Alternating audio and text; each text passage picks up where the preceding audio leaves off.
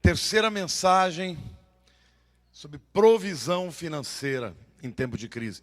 Quantas pessoas aqui estão precisando de uma provisão sobrenatural de Deus? Eu quero começar fazendo a seguinte pergunta para vocês.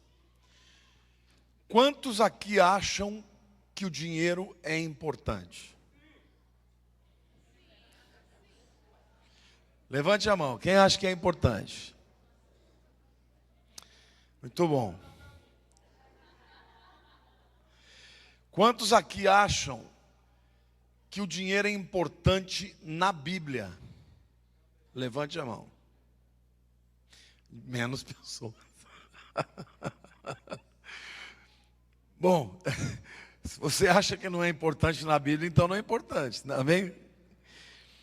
Eu quero dizer para vocês que o dinheiro é muito importante também na Bíblia. Você sabia que a Bíblia fala mais sobre dinheiro do que sobre o inferno?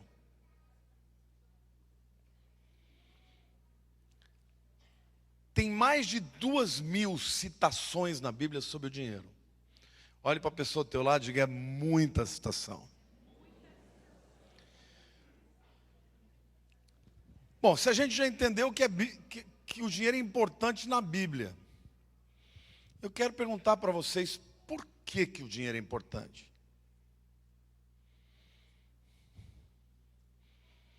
Um instrumento.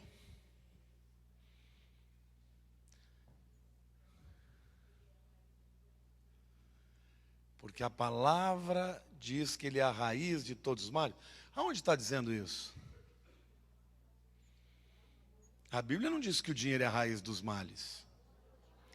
Ah, o amor ao dinheiro. Mas você falou certo porque você foi na direção que eu queria. Por que a Bíblia fala que o dinheiro é tão importante? Porque o dinheiro é um tema espiritual na Bíblia. A gente pensa que a gente pode separar as coisas espirituais das questões financeiras, é ou não é? A maioria das pessoas pensa que uma coisa é uma coisa, outra coisa é outra coisa. Uma coisa é dinheiro, outra coisa é o reino espiritual. Mas aos olhos de Deus, o dinheiro é tremendamente espiritual. E eu quero provar para vocês.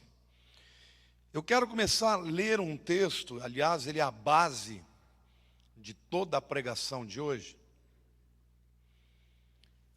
que está lá em Provérbios capítulo 3, versos 9 e 10. E a Bíblia diz assim: honra ao Senhor com todos os teus bens e com as primícias de toda a tua renda, e se encherão fartamente os teus celeiros, e transbordarão de vinho os teus lagares. O tema da mensagem de hoje é dinheiro, objeto de idolatria ou instrumento de adoração? Vamos repetir? Diga, dinheiro, objeto de idolatria ou instrumento de adoração. O tema dinheiro na Bíblia é muito importante, porque ou o dinheiro vai ser um ídolo para aqueles que o amam, ou ele vai ser um instrumento nas suas mãos para adorar a Deus. Então eu quero que você entenda, na Bíblia, o dinheiro tem parte importantíssima, porque ou ele é uma coisa ou outra. E se ele for um objeto de idolatria, ele é a maior afronta para Deus. Porque se tem uma coisa que Deus não admite, é que qualquer coisa ou qualquer pessoa assuma o lugar dele. Um ídolo é algo que se coloca no lugar de Deus.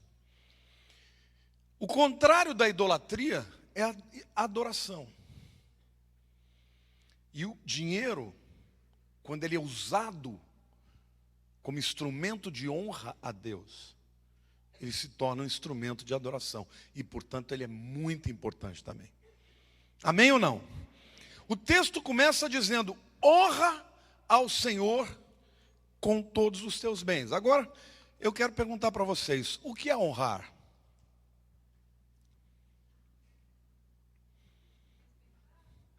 Respeitar. O que mais? Não idolatrando está certo, mas eu quero uma definição. Honrar é o quê? Valorizar. O que mais? Eu vou dar a definição do dicionário para vocês. Distinguir, fazer diferença, valorizar grandemente. Amém ou não? Então, quando a Bíblia está falando de honra ao Senhor com todos os teus bens e com as primícias da tua renda, de toda a tua renda, e se encherão fartamente os teus celeiros e transbordarão de vinho os teus lagares, eu quero que você saiba que a Bíblia está dizendo que você deve distinguir, valorizar a Deus como alguém muito mais importante do que tudo que você tem. E você o honra, o distingue, o valoriza, inclusive com tudo que você ganha, com tudo que você tem. Olhe para a pessoa ao teu lado assim: neste texto de Provérbios, há um grande segredo de prosperidade. O texto diz: honra ao Senhor com todos os teus bens e com as primícias de toda a tua renda. Diga assim: Deus não quer o segundo lugar. Diga: honrar a Deus é dar a Ele o primeiro lugar. As pessoas têm uma ideia muito errada sobre dinheiro. As pessoas pensam que ofertar tem a ver com projetos. Você acha que Deus precisa da nossa honra? Gente, Deus é adorado por seres perfeitos, poderosos, por seres antiquíssimos. Deus não precisa das nossas migalhas. Mas Deus quer muito a nossa adoração. Então, quando a Bíblia está dizendo que Deus quer a primícia, a primeira porção de toda a nossa renda, de tudo que temos, de todos os nossos tesouros, Deus está querendo dizer o seguinte: eu quero ser o primeiro lugar na sua vida. E quando eu coloco Deus em primeiro lugar, porque o extremo da honra, diga, o extremo da honra é a adoração. Portanto, você dar o primeiro lugar, a primícia de tudo que você tem, você está adorando a Deus. E o que a Bíblia, de uma maneira muito clara e objetiva, está dizendo, que quando eu adoro a Deus com o meu dinheiro, quando eu honro a Deus, inclusive dando o primeiro lugar para Ele, a primícia de tudo que eu tenho, de todos os meus bens, vem em seguida a promessa: se encherão fartamente os teus teleiros e transbordarão de vinho os teus lagares. O conceito que eu quero apresentar para vocês hoje aqui, que honrar a Deus com o nosso dinheiro é um ato de adoração. E todas as vezes que nós nos apresentamos diante dele, nós devemos adorá-lo também com os nossos recursos. Tem gente que quando fala de dinheiro fica incomodado. Se você fica incomodado quando você ouve falar de dinheiro, é porque o dinheiro é muito importante na tua vida. Se você é uma pessoa que ouve um pastor ou quem quer que seja pedindo uma oferta e você fica incomodado, é porque o dinheiro tem sido o Senhor da tua vida. Quando Deus fala, honra ao Senhor com toda a tua renda e com as primícias dos seus bens, Ele está nos explicando que isso é um conceito de adoração. Lá em Deuteronômio 16, versículo 16, Deus está dizendo que o povo de Israel devia comparecer diante dele em 3 ocasiões. Não importa onde o judeu morasse, se era no norte, se era no sul, ele tinha que ir para Jerusalém. E estas 3 ocasiões eram 3 festas de colheita. Vocês sabem quais são? Eu já falei isso várias vezes. Primeira festa qualquer? Páscoa, Pessach. Segunda qualquer? Pentecostes. Terceira qualquer? Tabernáculos. 3 colheitas. A primeira, da cevada, na Páscoa. A segunda, do trigo, Pentecostes. A terceira, da uva, Tabernáculos. Deus dizia que ninguém, olha o que o texto diz.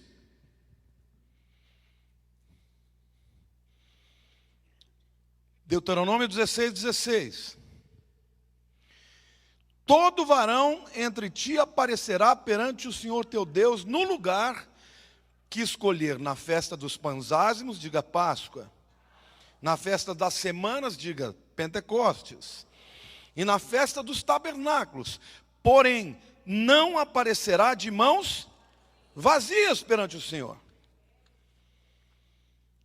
E o que literalmente significava? Eles iam levar as primícias da colheita que eles tinham feito, em primeiro lugar para Deus no templo.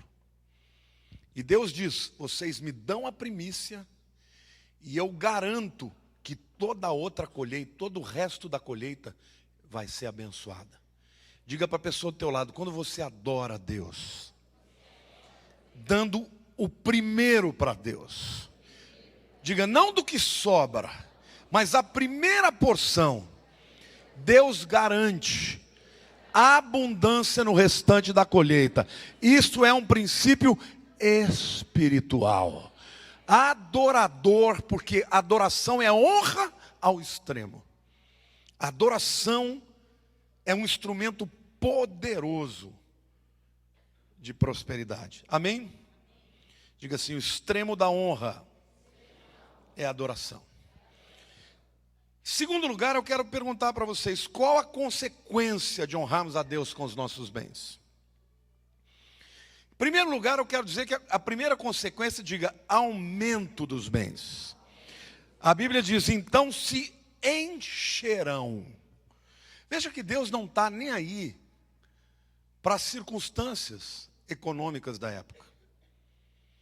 Deus não está nem aí se vai chover, se não vai chover, se tem guerra ou se não tem guerra, se está se levantando um reinado contra Israel ou não. Ele diz, vocês me adorem e eu vou garantir que os seus celeiros sejam cheios. Olha para a pessoa do teu lado e diga assim, Satanás quer roubar a sua adoração. Diga, quer roubar a adoração através das suas finanças, porque ele não quer o teu celeiro cheio. Segunda consequência é plenitude. Primeiro é aumento de bens. Deus começa a aumentar, mas a segunda é plenitude. Ele diz, se encherão e se fartarão. Ou se encherão fartamente. Olhe para a pessoa do teu lado e diga, quando você adora a Deus com as suas primícias, Deus promete fartura. Eu não creio que Deus esteja falando de riqueza. Nem todo mundo tem um chamado para a riqueza. Mas todo mundo tem uma promessa de fartura, de abundância, de provisão, independentemente do que está acontecendo. Vale para hoje, para os nossos dias hoje ou não? Está todo mundo desesperado. O Brasil, a inflação, né, os investidores fugindo do Brasil. Mas Deus está dizendo, não é nisso que você tem que se fiar. Você tem que se fiar na minha promessa. Me dê a primícia. Me dê a melhor porção. Me dê o primeiro lugar com tudo que você tem. Que eu vou te prometer que você vai ter aumento, plenitude. E tanto celeiros quanto lagares, trigo e uva, fala de colheita. E Deus está dizendo que a colheita vai ser abundante. E colheita na Bíblia é sinal de bênção. Quando alguém vai plantar, irmãos, depende de muita coisa, né? O lavrador, ele depende primeiro, ele tem que ter a semente. Depois ele depende da terra, sim ou não? Ele depende do céu mandar chuva, sim ou não? Ele depende de ter defensivos agrícolas para que as pragas não venham destruir a colheita. Ele depende de muita coisa. Assim também é a nossa vida profissional. Você depende que uma porta se abra. Se você é um empresário, você depende que você venda o teu negócio. Você depende que alguém abra as portas. Você depende que alguém te procure. Mas Deus, ele não está falando nada disso. Ele falou, vocês dependem única e exclusivamente da tua atitude no coração para comigo. O que Deus me manda dizer para você, querido, que esse é um tempo da gente andar na palavra de Deus e pela fé reivindicar o que Ele está nos prometendo. Mas para isso nós temos que olhar para dentro de nós e perceber se há em nós algum resquício de idolatria. Eu vou continuar falando sobre isso porque esse é um tema muito importante que a gente precisa entender para poder experimentar a prosperidade de Deus. Eu quero apresentar para vocês a questão da honra, lá no livro de Malaquias, no capítulo 1, versos 6 a 10.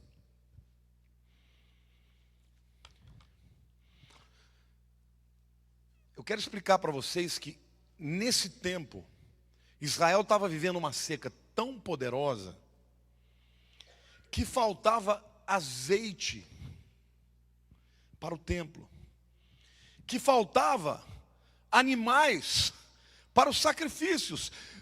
O povo estava vivendo um problema seríssimo econômico. E quando Deus fala com o povo, Ele explica o que está acontecendo.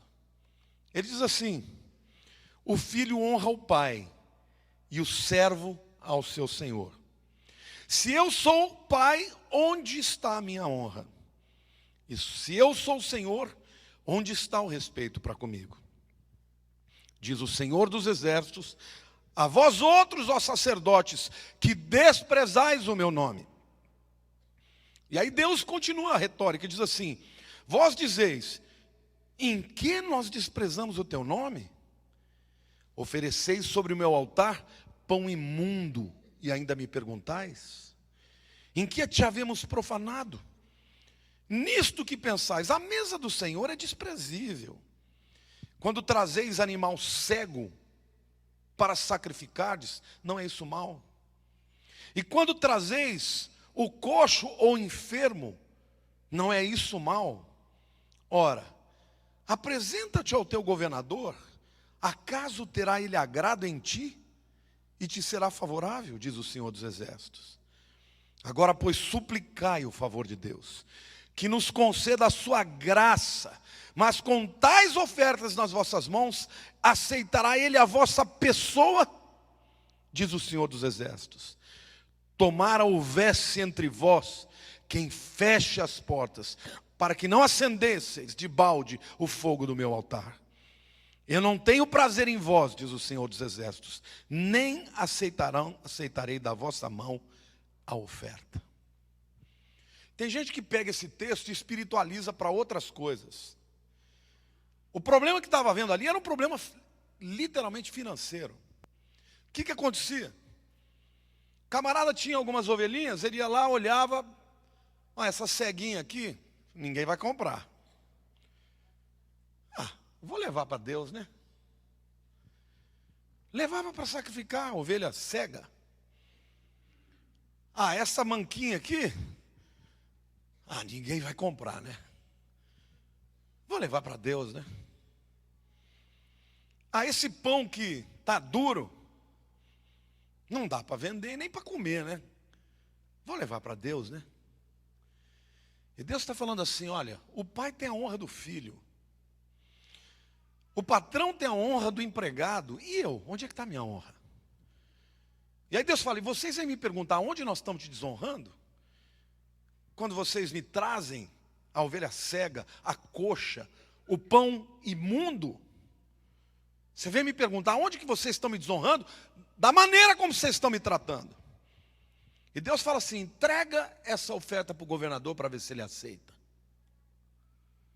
Ele não vai aceitar, porque eu tenho que aceitar. Deus está dizendo, vocês querem saber porque não está chovendo? Porque eu não aceito a pessoa de vocês. E nesse texto tem uma revelação muito tremenda, porque a Bíblia diz que Deus não está rejeitando a oferta.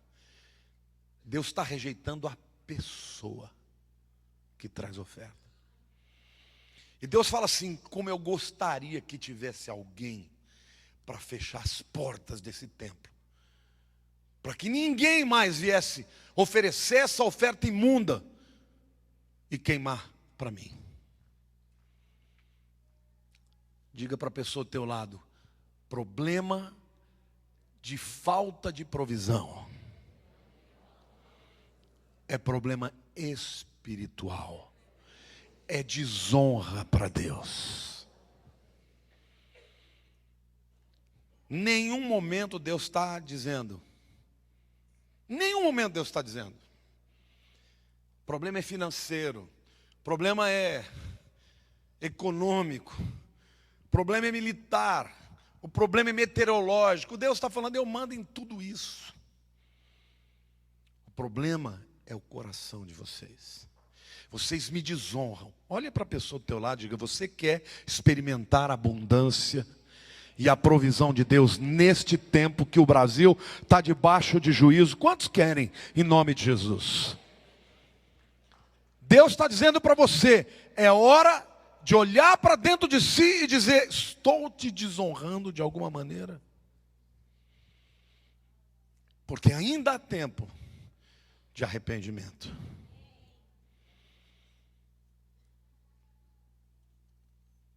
Sabe, queridos, quando Caim e Abel se aproximaram de Deus com a sua oferta, a Bíblia diz que Deus aceitou a Abel e a sua oferta. E que Deus rejeitou a Caim e a sua oferta. Diga para a pessoa do teu lado, primeiro Deus aceita a pessoa. E depois Ele aceita a oferta. Diga, não é o que você traz, mas é como você traz. Você está me entendendo? Deus está olhando o seu coração, o valor do teu cheque pouco importa. Jesus, a Bíblia diz que é tão importante isso para Deus, que um dia Jesus parou no templo e ficou vendo o povo trazer oferta. Era como se Jesus estivesse aqui e ficasse aqui, ó. E a turma chegando e ele olhando para os olhos das pessoas e vendo aqui. E ele diz que uma viúva trouxe 2 moedinhas. Ele diz, está vendo? Essa aqui foi a que mais adorou. Ele viu o coração. Não era a quantidade que estava trazendo. Mas esse é um problema espiritual. Nós temos que virar a chave no nosso intelecto. Nós temos que parar de achar que o problema do Brasil, o Brasil está passando muito mal na economia, simplesmente porque a economia mundial está errada. Não, o Brasil está vivendo isso por problema espiritual. Por causa de pecado, por causa de afronta contra Deus, de desonra para Deus. E a igreja, muitas vezes, está no mesmo papel de desonra. Quantos aqui querem viver a provisão de Deus? Diga, a provisão de Deus na minha vida é uma promessa. Diga, atrelada à minha adoração. Amém? Em Gênesis, capítulo 22, Deus chega para Abraão e fala: Abraão, sabe o teu filho que você ama tanto? Teu filho único? Ele já tinha Ismael, mas Deus nem contou Ismael. Eu quero ele para mim. Parecia um absurdo, né?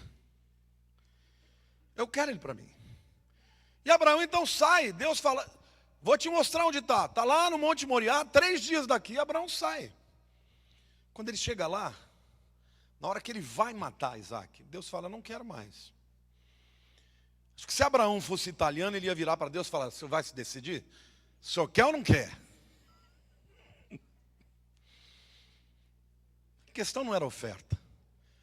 A questão era adoração. Quem era mais importante para Abraão? Deus ou Isaac? Isaac era o filho da promessa, o filho querido, e Deus não queria que Abraão idolatrasse a Isaac. Deus queria que Abraão olhasse para Isaac e falasse: você é a minha bênção, mas o Senhor da bênção é mais importante do que você. Amém? Você pode aplaudir o Senhor e dizer: eu creio.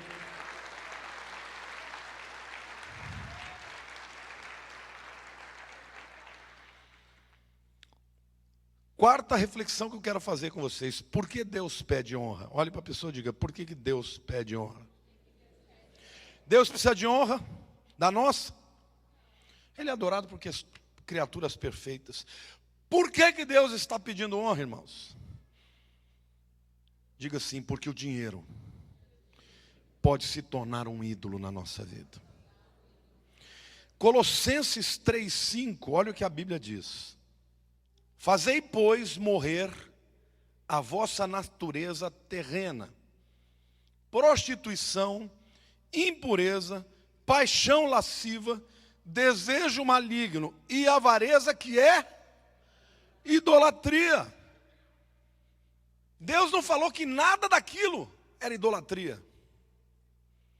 Deus está dizendo que as outras áreas da carne têm que morrer também, mas a pior de todas é a avareza. Porque a avareza é idolatria. Eu já vi pregador dizendo que quando ele dá oferta, dói. Se dói, é porque é ídolo.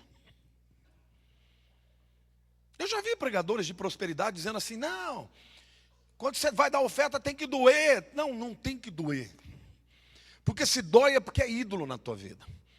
Mas se você ama mais a Deus, e se você sabe que Deus é a provisão da tua vida, que tudo que você necessita vem dele, você quando dá, você fala: Senhor, eu queria te dar tudo, porque eu sei que tudo vem de ti. Amém? Quando você ama alguém, você dá um presente com dor?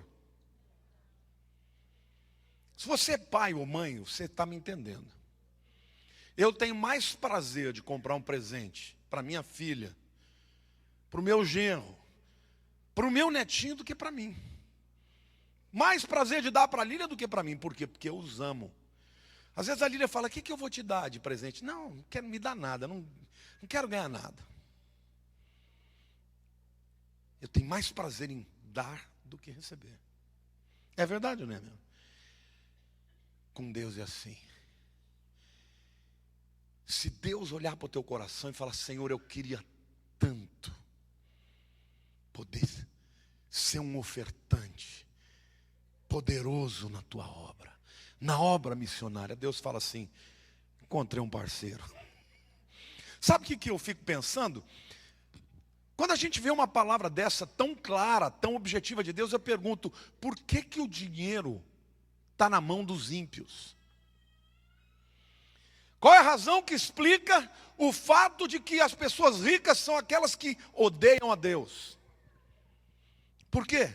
Porque o povo de Deus ainda não entendeu que a chave que destrava a prosperidade é a adoração. E o dinheiro pode se tornar ídolo. E tem muito crente que pensa que porque não tem uma estátua, não é idólatra. Não, está cheio de idolatria no meio dos crentes. É um indivíduo que adora o carro dele. Não, não pode tocar, porque senão ele vai sujar o banco.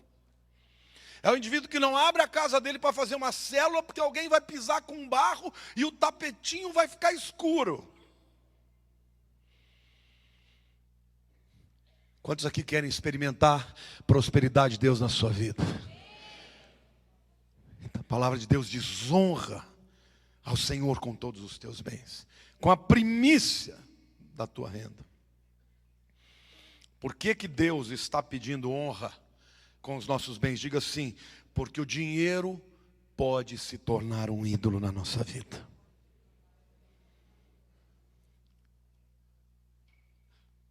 A Bíblia diz que o dinheiro é problema. Aí vai ter algum engraçadinho e vai dizer: não, dinheiro é solução. Não, querido, dinheiro não é nem problema e nem solução. Dinheiro é só um instrumento. Você não tem problema de dinheiro. Você tem problema de adoração. Você tem problema de amor ao dinheiro. E isso tem que sair da sua vida. Porque o dia que você nunca mais amar o dinheiro e nem confiar nele, vai acabar o teu problema de luta financeira. Amém? Diga assim: o dinheiro não é um problema, mas o amor ao dinheiro é um grande problema. Em Mateus capítulo 6, versículo 24, a Bíblia diz assim: ninguém pode servir a dois senhores, porque ou há de aborrecer-se de um e amar ao outro, ou se devotará a um e desprezará o outro. Não podeis servir a Deus e às riquezas. No aramaico, no original aramaico é mamon. Interessante, a Bíblia não dá muito ibope para demônio, viu? A Bíblia não fica falando fulano, beltrano, dando nome, falando dos nomes do demônio, fazendo lista de demônio. Não, a Bíblia fala de Satanás e fala de mamon. E a Bíblia está deixando claro que Deus e mamon lutam pela mesma coisa. Olhe para a pessoa do teu lado: Deus e mamon lutam pela mesma coisa. Você sabe o que é? Adoração. Quando a Bíblia fala não podeis servir a dois senhores, porque o mesmo verbo servir, tanto no hebraico quanto no grego, é adorar. Então o que a Bíblia está dizendo é que não dá para adorar dois senhores. Se você, imagine, quantos aqui são casados? Fiquem de pé, por favor. Os homens, as mulheres podem sentar. Eu vou falar porque essa é uma dor mais sentida pelos homens. Imagine se a tua mulher chega numa certa noite, naquele clima, olha nos seus olhos, fala: bem, eu te amo tanto, mas eu quero te dizer uma coisa, eu também amo fulano. Não dá para a gente fazer um bem bolado? 3 vezes na semana eu durmo com você, 3 vezes na semana eu durmo com ele. Quantos aqui aceitariam essa vocação de ter um chifre na cabeça constante, crescendo a cada dia? Ninguém, né? Pode sentar. Qual é a coisa que você quer da tua mulher e ela quer de você? Exclusividade. Se você não consegue ser exclusivo, não case. Você é um rapaz que não consegue ser exclusivo, não case. Porque você vai fazer uma mulher infeliz. Se você é uma mulher que não consegue ter um homem só, não case. A Bíblia está deixando isso claro. Você vai aborrecer os dois. E a Bíblia está dizendo aqui, irmãos,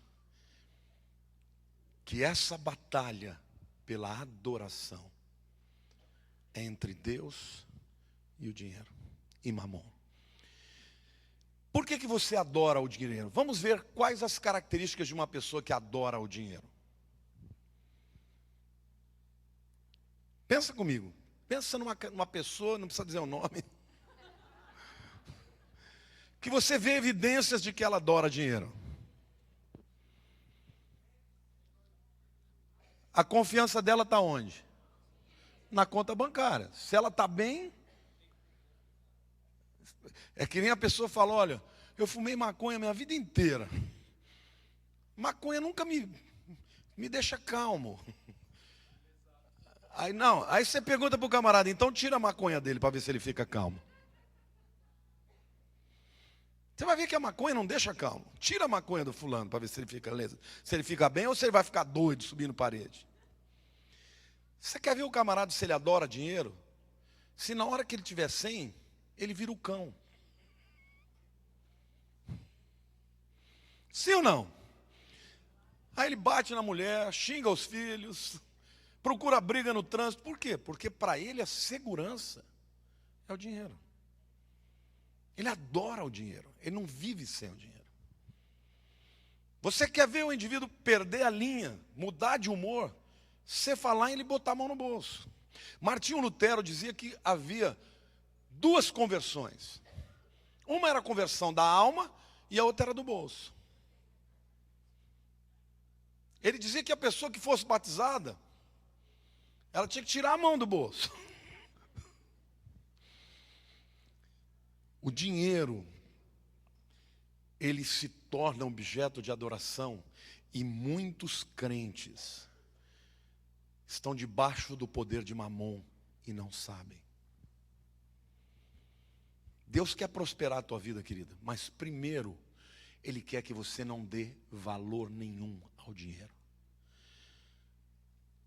O seu carro bonito vai ficar velho, ele não vale nada.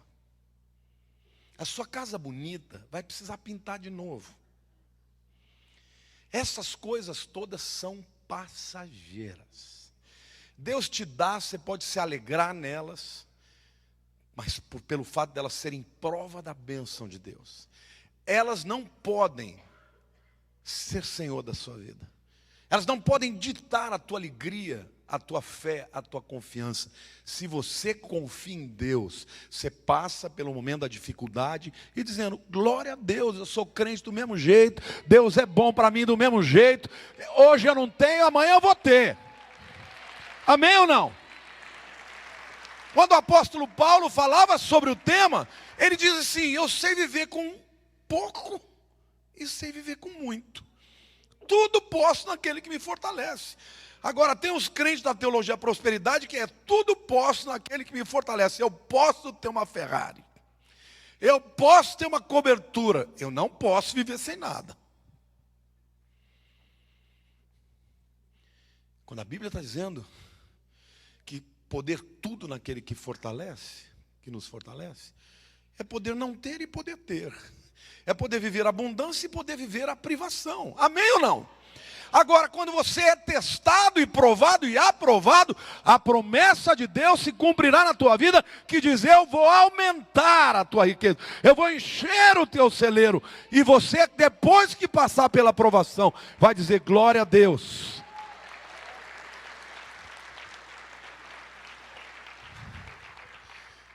Querido, está cheio de gente quebrada, serva de Mamon. Assim como tem gente rica, serva de Deus. Não é o tanto de dinheiro que você tem na tua conta que vai dizer se você serve a Mamon a Deus, mas é a maneira como você olha para ele. Você pode olhar para o dinheiro e dizer assim, isso aqui é só um servo. Servo de Deus e servo meu. Eu uso do jeito que eu quiser para a glória de Deus. Amém? Nós não podemos ter preconceito de achar que dinheiro é ruim. Não, dinheiro é um instrumento, como tudo é um instrumento. Mas é a maneira como você lida com ele que torna o dinheiro ou um ídolo, e isso é uma afronta para Deus, ou um servo, para ser instrumento de glória e de adoração para Deus. Amém? Diga assim, dois senhores na Bíblia: Deus e Mamon. Lá em Mateus capítulo 13, versículo 22, Mateus 13 é o capítulo que conta as parábolas. Aqui, o texto está falando da parábola do semeador, e ele fala de semear a boa semente em vários solos. Eu não vou pregar a parábola, vocês conhecem, mas eu vou citar este versículo que é interessante no nosso tema. Ele diz assim: o que foi semeado entre os espinhos é o que ouve a palavra, porém os cuidados do mundo e a fascinação das riquezas sufocam a palavra e fica infrutífera. Quando Jesus diz da boa semente que caiu num terreno que tinha espinho, ele diz que quando o espinho cresce, ele sufoca a semente. E a semente não pode frutificar. Agora, quando ele vai explicar quem são os espinhos, ele diz que a fascinação pelo mundo e o amor pelas riquezas. Olhe para a pessoa do teu lado e diga assim: o amor às riquezas, a fascinação das riquezas, sufocam a palavra na tua vida. E ela fica infrutífera. Vocês se lembram que eu disse, e o texto fala, que se você honrar a Deus e amar a Deus e adorar a Deus com os seus bens, o que vai acontecer? Você vai se fartar de bens e os teus celeiros, diga celeiros e lagares. Diga, é o lugar onde eu coloco a minha colheita. Deus está dizendo, a tua colheita será abundante. Amém ou não? Aplauda o Senhor, diga eu creio.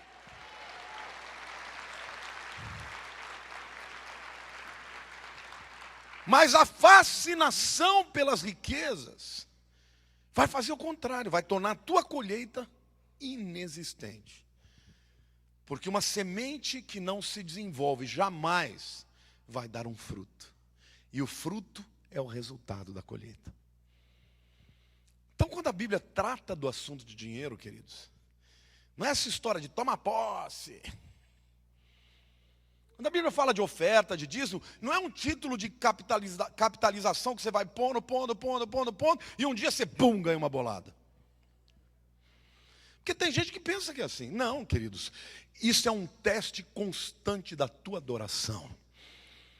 Porque quando Jesus nos ensina a orar pelo pão nosso de cada dia, é porque Ele quer que nós saibamos que todo dia nós precisamos da provisão que vem dEle. Agora o camarada que tem zilhões na conta, ele vai lá achar que Deus que está dando pão de cada dia.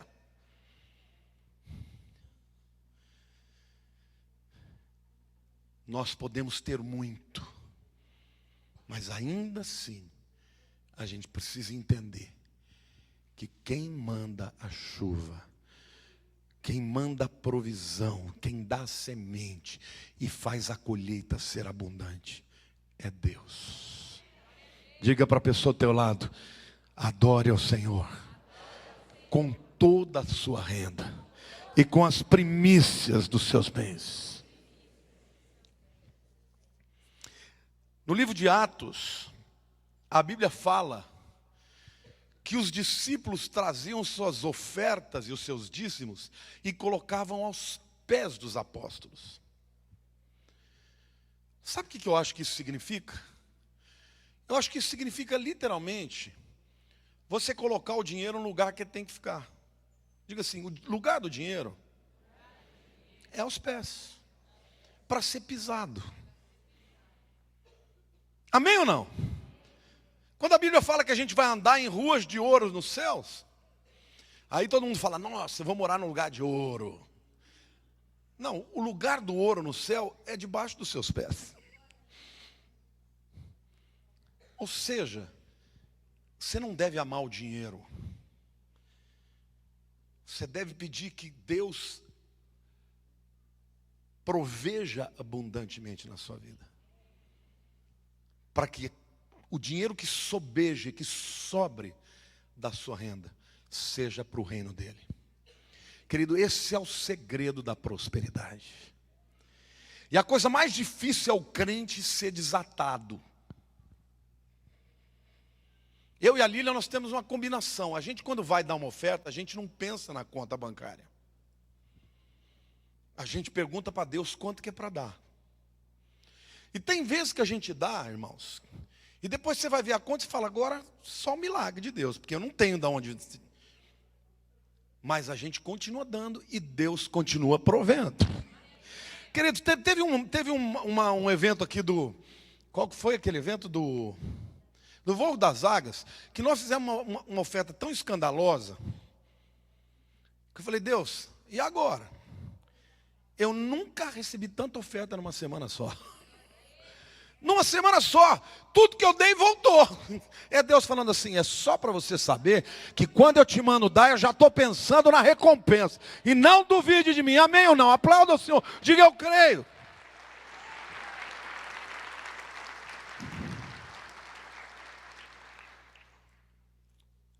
Ananias e Safira, em Atos capítulo 5, versos 3 a 5 diz o seguinte: então disse Pedro, Ananias, por que encheu Satanás teu coração para que mentisses ao Espírito Santo, reservando parte do valor do campo? Conservando-o, porventura, não seria teu? E vendido não estaria em teu poder? Como, pois, assentaste no coração esse desígnio? Não mentisse aos homens, mas a Deus. Ouvindo essas palavras, Ananias caiu e expirou, sobrevindo grande temor a todos os ouvintes. Na igreja primitiva, as pessoas estavam tão cheias de Deus, do Espírito de Deus, que elas vendiam tudo que tinham e davam para os apóstolos e viviam em comunidade. E eles administravam. Eu não estou dizendo que nós devemos fazer isso agora, tá? Mas era assim que aconteceu naquele tempo. Mas os apóstolos nunca pediram para ninguém vender nada. Isso num partido, as pessoas davam voluntariamente. E um dia um camarada, Ananias e Safira, ele tinha um campo para vender, ele foi, vendeu. E quando ele foi chegar e apresentar para os apóstolos, a Bíblia diz que tinha 3 pessoas envolvidas lá nessa situação. O Espírito Santo, Ananias e o diabo. Quando ele chega e diz que ele estava dando tudo, mas estava retendo um pouco, mentindo, Pedro falou, escuta, alguém te pediu para você dar isso? Você não precisava dar tudo. Se você retivesse, não continuaria sendo teu? Que negócio é esse que você está fazendo? Aí ele, você está mentindo para o Espírito Santo. E caiu morto. Irmão, você já imaginasse se toda igreja, o camarada que fosse mentir para o Espírito Santo caísse morto? Olha para o teu lado e diga assim, não minta mais para o Espírito de Deus. Mas eu citei isso aqui só para dizer uma coisa. Mais uma vez, a gente vê Deus disputando com o diabo pelo coração do homem. Não era o que ele estava dando, mas era a maneira como ele estava dando. Queridos, tem tanta gente passando fome. Tem tanta gente necessitada na nossa nação. Nós não podemos ficar insensíveis à necessidade do mais pobre. Você quer ser próspero? Converte o coração para Deus, diga, Senhor, eu quero que o Senhor me abençoe, porque eu vou ser um instrumento da tua graça e da tua misericórdia na vida dos necessitados. Amém? Do mesmo jeito que Deus te dá um dom, um talento, Ele dá para o outro. Imagina uma pessoa com uma voz linda cantando no banheiro. Não, eu não quero cantar para ninguém. Não, você tem uma voz linda, tem que cantar para os outros. Deixa quem canta feio cantar no banheiro. Quantos aqui querem prosperar para a glória de Deus? Saiba, aquele a quem muito é dado, muito lhe será cobrado. O grande problema da igreja é que a igreja hoje é igualzinha a quem está lá no mundo. Ama o dinheiro, ama ter as coisas, E não entende que ter as coisas é para amar a Deus e amar aqueles a quem Deus ama. Deus tem uma promessa que Ele está dizendo: honra a mim com todos os teus bens, que eu vou encher os teus celeiros, eu vou fartar de bens os teus lagares, mas seja instrumento de bondade, de graça, de misericórdia para aqueles que não têm. Amém ou não?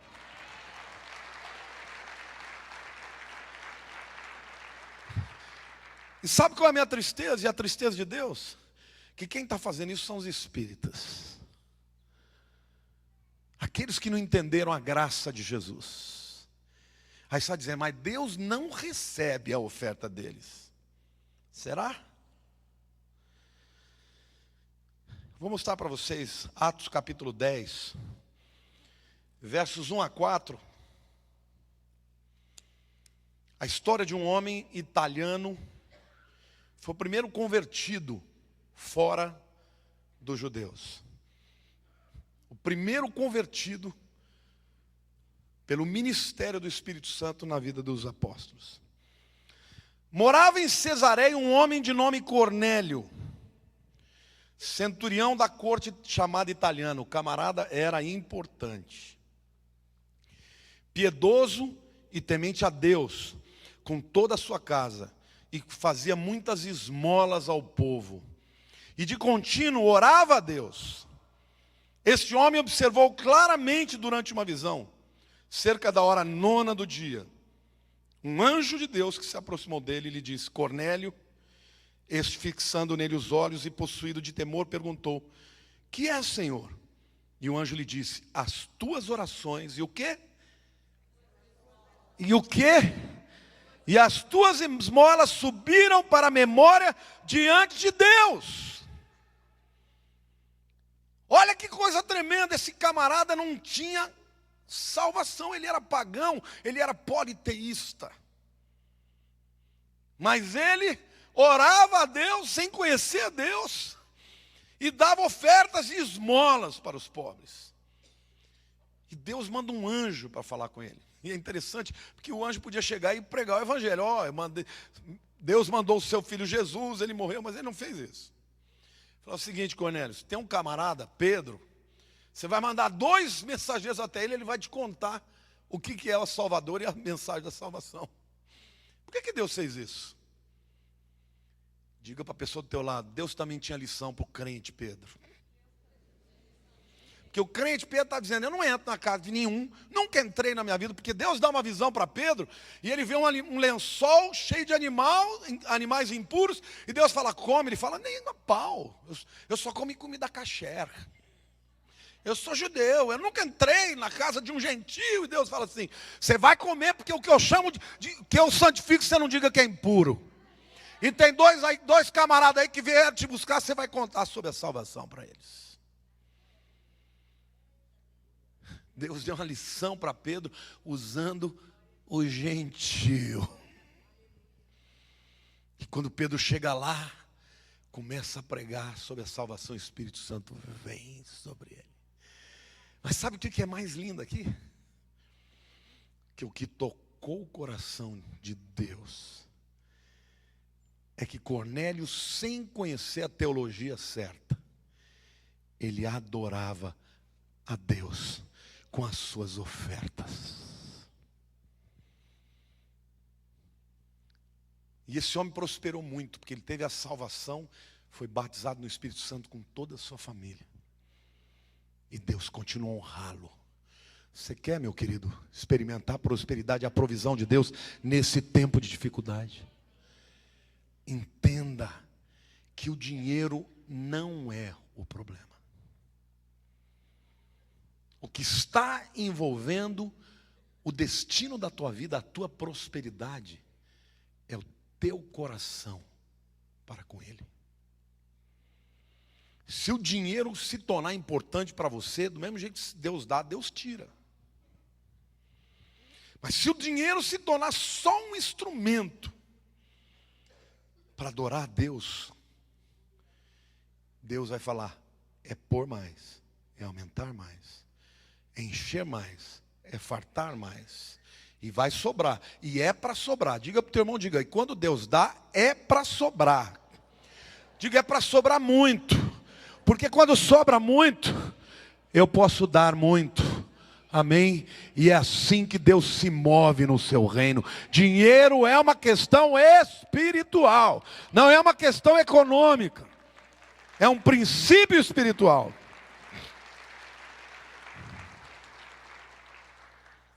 Diga assim, a honra extremada é uma expressão de adoração. Eu quero fazer aqui um resumo. Diga assim, a Bíblia não vê o dinheiro como problema. Quando Deus libertou o povo do Egito, eles eram escravos durante 400 anos.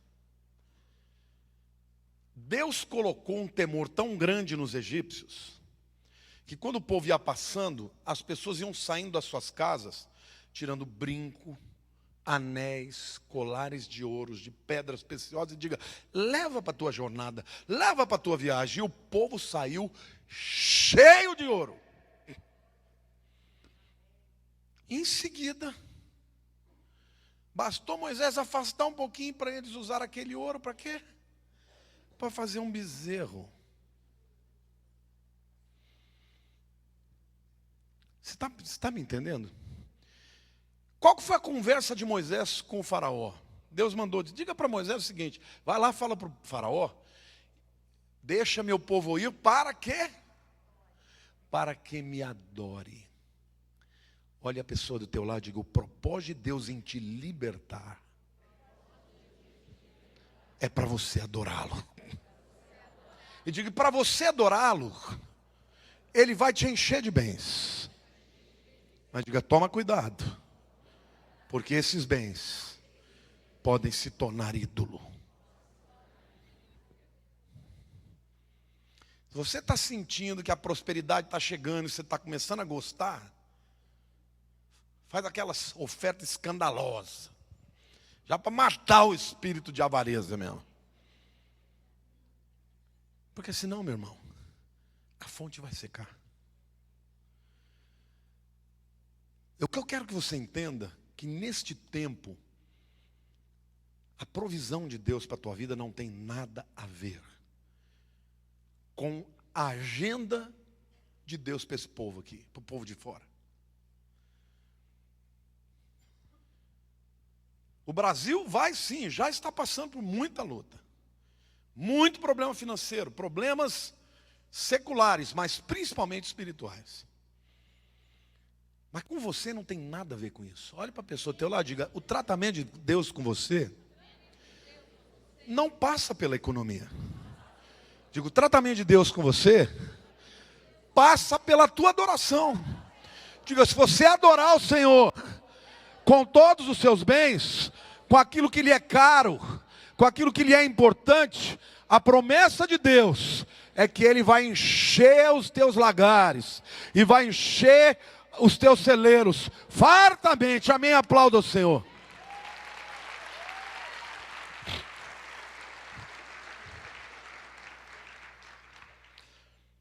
Eu comecei citando Provérbios 3, 9 e 10. Eu quero terminar com a oferta de Abraão. Lá em Gênesis capítulo 22, versos 4 e 5, a Bíblia diz assim, ao terceiro dia, erguendo Abraão os olhos, viu o lugar de longe. Então disse a seus servos, esperai aqui com o jumento. Eu, o rapaz iremos até lá, e havendo o quê? Adorado, voltaremos para junto de vós. O texto de Provérbios 3, 9 e 10 diz que nós devemos honrar ao Senhor com o quê? Com toda a sua riqueza, sua renda. Qual era a maior riqueza de Abraão? Isaac. E em seguida diz, com as primícias da tua renda. Quem era a primícia de Abraão? Isaac. Diga, Isaac era a maior riqueza e tinha o primeiro lugar na vida de Abraão. Isaac, a palavra significa ele rirá. Tzahak é riso. E Tzahak, ele rirá. Todo dia que Abraão levantava, olhava para aquele molequinho lá, falava: que coisa maravilhosa. Como pode um homem com 100 anos fazer uma coisa bonita dessa? Devia chegar para Sara e falar: foi bom aquele dia, hein? Outra coisa boa. Porque quando Deus falou com Sara que ela ia ter filho, ela falou assim: mas como é que pode? Eu com 90 anos, por acaso, eu vou ter prazer? Ela não está nem pensando na impossibilidade do filho, ela queria saber se ela ia ter prazer. Já faz tempo que eu não sinto mais nada. Todo dia eles levantavam e olhavam para o Isaac. Meu Deus. Demais. É como eu olho para o Enzo hoje. Ele: vovô Lalá, te amo. Aí eu tenho que falar: não sobe no pedestal.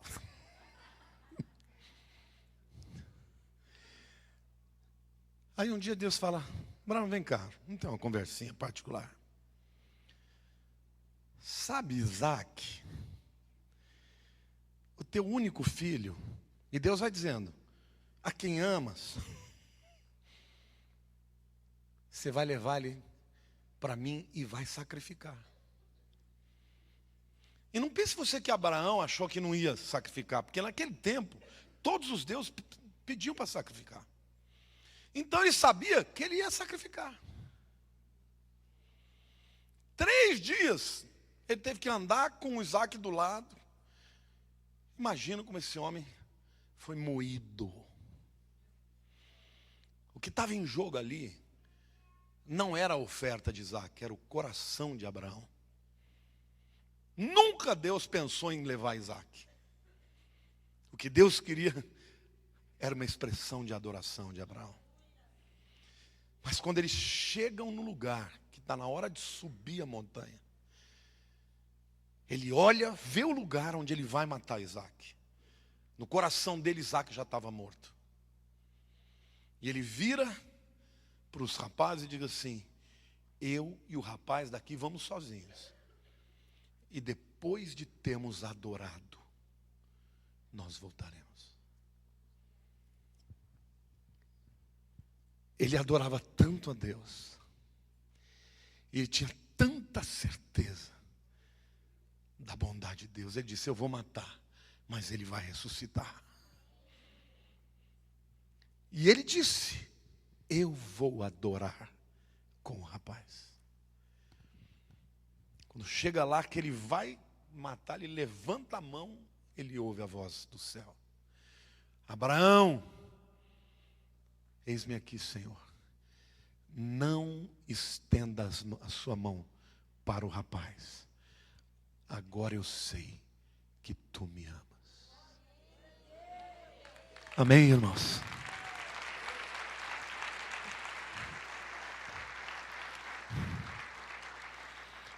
E naquela hora, ele levanta os olhos e havia um espinheiro que prendeu o carneiro pelo chifre. Quando Isaac já está com fogo na mão, com a lenha, ele diz: pai, o fogo está aqui, a lenha está aqui, cadê o sacrifício? Abraão diz: Yahweh Iré. E a gente traduz Jeová Jiré. Você sabe o que é Jiré? Iré. Deus proverá, verá. A gente usa isso sempre para dizer de provisão financeira. Diga para o teu irmão do lado: Jeová Jiré. Fala sim de um Deus provedor. Mas diga para ele: mas a provisão só veio depois da adoração. Amém. Abraão teve que chegar ao ponto de sacrificar a sua primícia, o seu bem mais precioso no coração. E quando ele faz isso, Deus fala: não é uma questão da tua oferta. Eu não preciso dela. Eu não quero que você faça nada contra ele. Eu queria a tua adoração. E essa é a palavra de Deus para você hoje. Não tenha medo do que virá. Nosso Deus é fiel. Diga, Deus é fiel. Mas se tem uma coisa que Deus não negocia, é ser o primeiro na sua vida. Se você colocar Deus em segundo, Ele diz para você: não quero a sua adoração. Prefiro que você nem venha. Se você não for dar o primeiro lugar para a minha vida, eu não quero nenhum outro. Eu quero ser o primeiro na sua vida. E isso é adoração. E a promessa de Deus é que quando o adoramos com tudo que somos e temos, Ele proverá abundantemente e fartamente na nossa vida. Feche seus olhos, querido.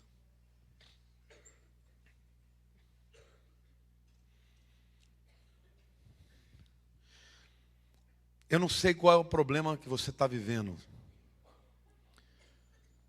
Qual é o tamanho do seu problema financeiro? Às vezes você nem está vivendo um problema financeiro. Mas a palavra de Deus hoje está te dizendo que tudo que você tem, toda a tua renda, deve ser colocada à disposição de Deus.